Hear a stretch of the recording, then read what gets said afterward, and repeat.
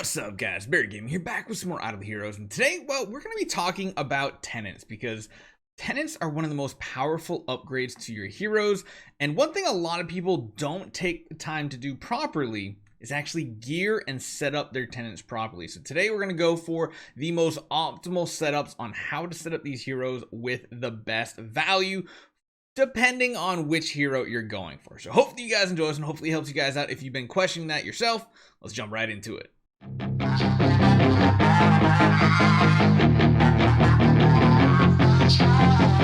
So first off, I just want to show you guys an example of how not really to set up an account, because let's be honest, our free-to-play account isn't very much optimized. In reality, what you should be doing is having pretty much all of your power in a single individual damage dealer. We've kind of split ours up very much evenly. We do have full households, and we're working on heroes like Azrael, Annabelle. We'll build like an Andrea and stuff like that, or not Andrea, Arania for our future hero Elena. But we're kind of like making all these heroes powerful. Just want to make sure you guys know this is not like the most optimal way or proper way to do it. The proper way to do it is you build your main damage dealer, in our case like a Mockman, and then what you want to do is you want to put void imprints on these heroes. Now why is that? That's because they are gaining 42% of all the stats that are on these heroes, and as you guys know, void imprints are a big deal. We can just come on over to here and show you guys here.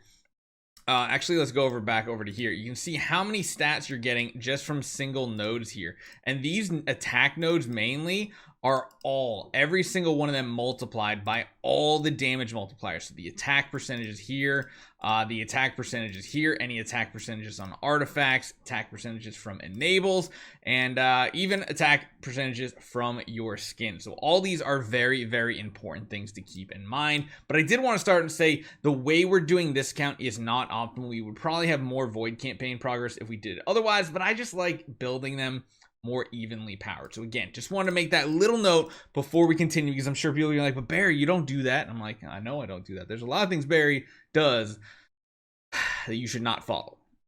There's a lot of stuff we do on our accounts that are mainly because, number one, we spend, number two, we're just having fun, because let's be honest, as far as hyper competitiveness, this main account is as close as you're going to get. And I think like, yeah, like we try to keep in like the top 50 and a lot of stuff. Sometimes we get a little competitive when we go for like the number one spot on our server and stuff. But when you're not being the Megalodon whale, it's really hard to compete with those top ones. So making like your own goals is fun, and then making it fun at the same time. But as far as optimally setting up your heroes, I think this is probably one of the best examples we have, and that is our Vulcan Tenant situation. So number one, you always want to prioritize warriors, mages, and rangers. If there's a warrior, mage, or ranger as a tenant option, pick that one. Try to avoid assassins and priests unless it's something like over here like a sword flash, just because her values are just so good for attack and everything. Good example is like here. Definitely go for the EOS over the Andrea, like no matter what. Even if this was just a regular EOS and this was a regular Andrea, not a Transcendence one, go for the mage because you have a better multiplier. They have a 50% attack buff multiplier. I forget, priests are like a 30% and then assassins are like a 22% or something. It doesn't actually have anything to do with guild tech or anything. This is why Vulcan is considered a bad householder, because he has so many plots that are like double assassin, and again, you don't want assassins in your houses. Same thing here. If this was even just a regular Asmodel versus Arania, you want the Asmodel because he is a warrior. So that's important. Your tenants need to be warriors, mages, or rangers. That is going to give you the best stat results. And of course, you're getting tons of stats from these heroes. So how do you prioritize it? Well, I think, like I said, this is a perfect example to show you guys how to do it. Even though we do not use a hero like Sun Devourer EOS, we are still getting a very high attack value awakening on her. So attack is very, very, very important.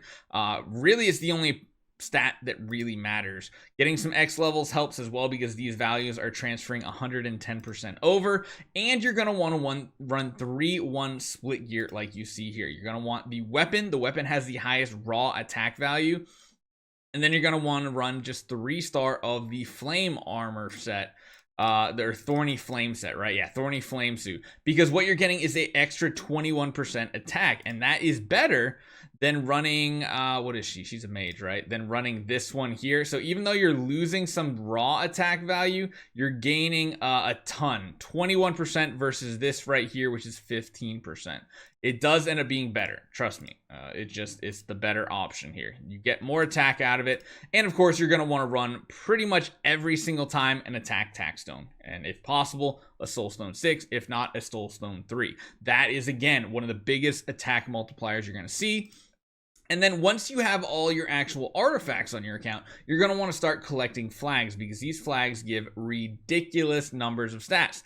Another 48%, which is actually higher than a Soulstone 3. So the amount of attack you're getting is crazy, but what that does do is make it so that, yeah, you don't really get that value here.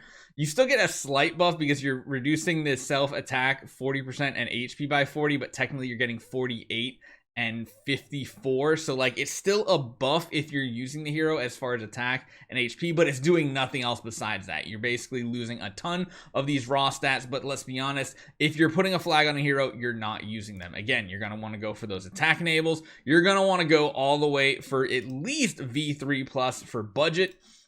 I'll show you guys a lot of our heroes over here. The ones that we're not going to do X levels on, we stop, and we do not do the speed imprint because these two nodes right here give nothing. You just mainly want to focus, even if you just barely want to, go for the imprint of strength and skip the imprint of life force. You can see here we're like starting to work on that over here as well, and a lot of our heroes are set up that way that are tenants for other heroes. So those are very, very important things. What you do want to do is you want to get your tree unlocked as well. That way you can get all the way up to Origin 5. You can see right here our tree level is 100. That is very important. One thing to note, these pure sublimations do not get added to your main householder. So don't get teased by these things thinking, oh, I got to go for these two branches. These actually don't get factored in. We've tested it multiple times. They don't get transferred in, but what does transfer in is the stats from your core. So if you want to get like a basic core on every tenant hero, those stats will multiply her stats, which will then multiply Vulcan's stats. So that's something to remember. And then lastly, of course, you want to pick a skin, of course, that has a percentage attack. One thing that we didn't have for a while there was we were using this skin. While how this skin is amazing looking, it doesn't actually have any attack value. So it doesn't give any bonus to your main hero. But if you have one that is really good and has that high attack value, that's great. If it has HP, that's a bonus because these are the only two stats that do transfer over. Now, speaking of gearing them up with a 3-1 split, what we're doing here is transitioning our support heroes over to the 3-star resonance gear. Actually, you know what? I think we can do that right now. So I'm going to show you the next part of what we're doing here. Because we can only upgrade one resonance suit at a time, this is less optimal using, of course, the ring, but it does net a higher damage value of having a 2-star down here instead of a 1-star and a 3-1 split set up that way. So just remember that is something that is important. I'm hoping I have all my suits here right now because I need to upgrade it. Oh no, I'm gonna have to go find out where all the pieces are. Bear with me 1 minute because that's one of the main things I wanted to do today is make sure we got all these used up. Okay, we need to look for 2-star sets of warrior gear floating around. I've definitely chucked it on somebody, and I have no clue who ended up with them. There's a 1-star there, 1-star there. Uh-oh. This is kind of important to have all those 2-star pieces if we want to upgrade. And you'll notice there's a lot of heroes along the way that have been tenants that are in a 3-1 split gear setup as well. It's just always what we do. Here it is. It looks like on Kirimaro got the 2 random pieces.